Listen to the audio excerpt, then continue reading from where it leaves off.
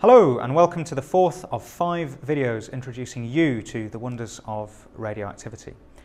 This time we're going to talk about actually observing radiation in the real world, and I have prepared a demo that I made at home for you to show this process. Okay, so firstly let's talk about where we find radioactive materials. So if you have a look at the slide, you can see some of the key radioisotopes that are employed in medicine, industry and research. So some of these should be familiar to us already because I've talked about them before in the earlier videos. Some of them might be new. So you can see in the first column we've got the name of the nuclide. So this is represented by the name of the chemical element, which is determined by the number of protons in its nucleus, plus the total number of nucleons in the atomic core, so that's the protons and neutrons together. So for example, cobalt-60 has 60 nucleons in total in its atomic core, and I happen to know, because I know the periodic table quite well, that 27 of these nucleons are protons, which determine that that element is indeed cobalt. Now you can see in the second column there that cobalt decays via both beta and gamma radiation, and that its half-life is just over 5 years. So after 5.27 years, half of the nuclei in any given sample will have decayed to something else, something boring like nickel. There'll only be half remaining. So cobalt-60 is a really strong radioactive source. It produces very intense gamma rays and is very dangerous to human health. But it has a variety of legitimate and beneficial uses as well. For example, as you can see on the slide, it is used for sterilizing medical instruments and food to make them free from pests so that they'll last longer, and it's also used to treat various types of cancer in teletherapy.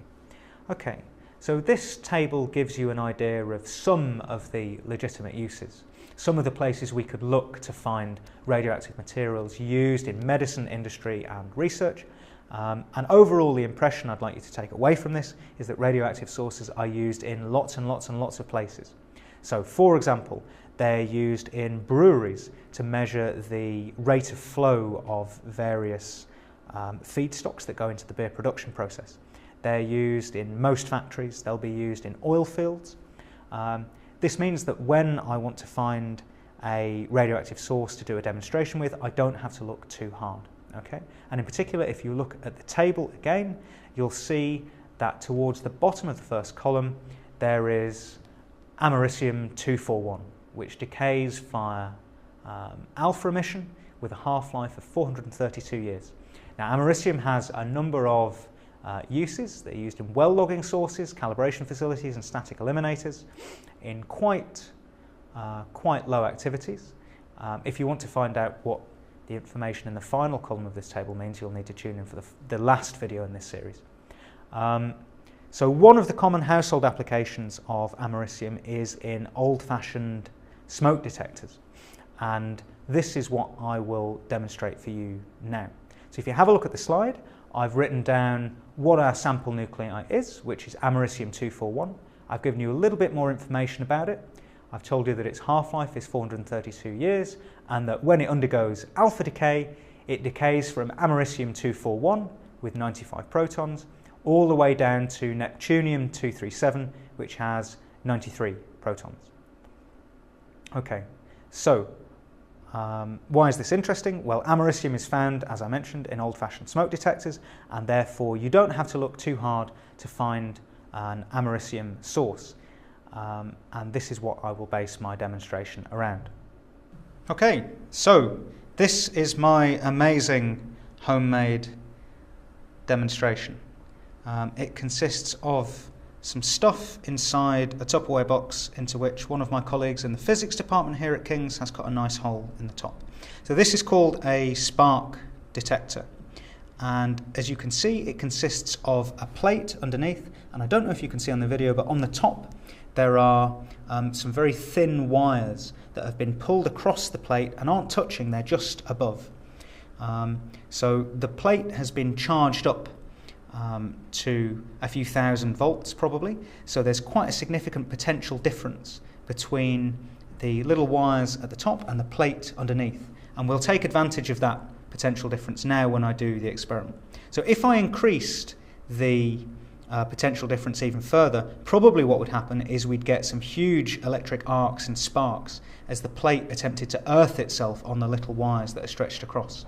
But this is neatly done so that we're somewhat below that threshold. Okay, and in addition, what do I have? I have my handy Centre for Science and Security Studies badge, and I have this very fancy high-tech radioactive source on the end of a stick.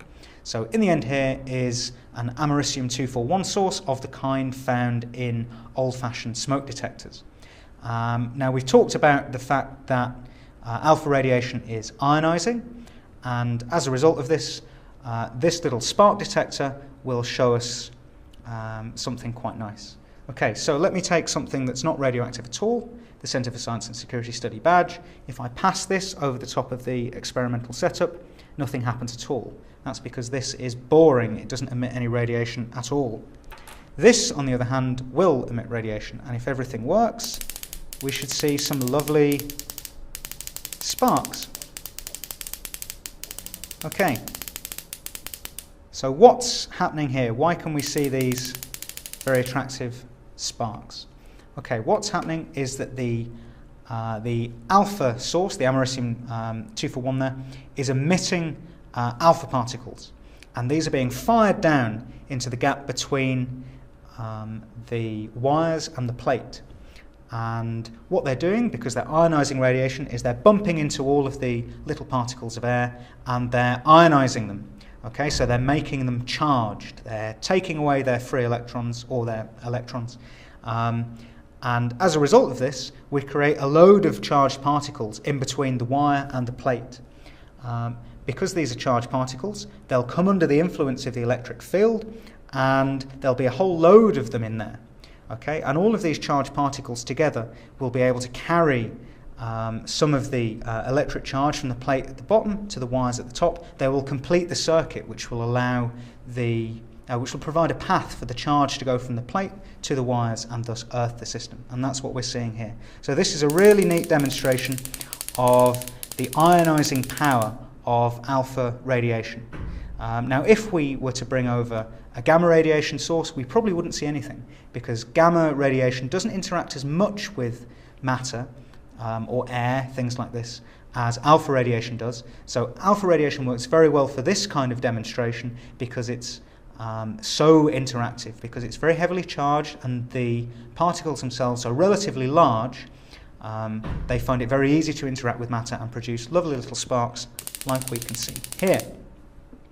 So what else can we demonstrate? Well, we can demonstrate the weak penetrating power of alpha radiation too. So here I have a boring piece of paper,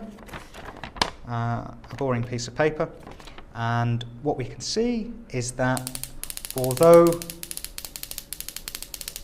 the source, when it's uncovered, produces lots of lovely sparks, if I introduce a piece of paper in between, none of the alpha particles are getting through. That's because they're all being absorbed by this paper, and this again highlights the fact that alpha particles love to interact with lots of different bits of matter, so they're not very penetrating. So what does this mean? Well, it means that if I were to cover the outside of your body in alpha-emitting material, you'd probably be okay. The top few layers of your skin would absorb most of the radiation. The only way it can be dangerous, really dangerous, is if the alpha-emitting material is ingested, and this is precisely what happened to Alexander Litvinenko, the former Russian emigre who was assassinated in London about a decade ago. Okay, so having shown you the wonders of alpha radiation and the way that we can observe them in the real world, what about the other types of radiation that we've talked about so far, beta and gamma? Well, unfortunately, I don't have a beta detector with me, but I do have a gamma detector, and indeed I can show you that uranium is a weak gamma emitter, because I have a small sample of uranium that a colleague of mine bought from the internet. So let's have a look at the slide. We can see here that the sample nuclei is natural uranium, 99% of which comprises U-238. This is why states invest such a lot of effort getting hold of the more exciting types of uranium which can support and sustain a chain reaction. The half-life of uranium is very, very long, so it's 4.5 billion years. So although uranium does have very interesting nuclear properties, from a radiological point of view, it's not that interesting. So here on the slide you can see that I've written down the decay chain for uranium. So uranium decays via alpha emission from U-238, which contains 92 protons, all the way down to to thorium-234, which contains only 90 protons. So this produces an alpha particle, but at the same time it produces a weak gamma ray. And I will show you now in the demonstration what it looks like when we measure this gamma ray. Okay, now a demonstration of the measurement of gamma radiation. So here, what have I got? I've got a little old-fashioned battery that's powering this homemade Geiger counter. Okay, and down here we've got a Geiger Muller tube. Now these are developed and they can measure a combination of beta and gamma radiation, but probably because of the shielding, most of what we're going to be getting when we do any measurement is going to be gamma, because the beta radiation is going to struggle to get through the slightly thick exterior of the Geiger Muller tube. You can see it's made of metal there. Okay, so you can see on the screen here there are two different numbers. The top is the number of counts per minute, so that is the number of gamma interactions that are being measured in here per minute. It's probably time averaged. And then we've got something else at the bottom that is less interesting.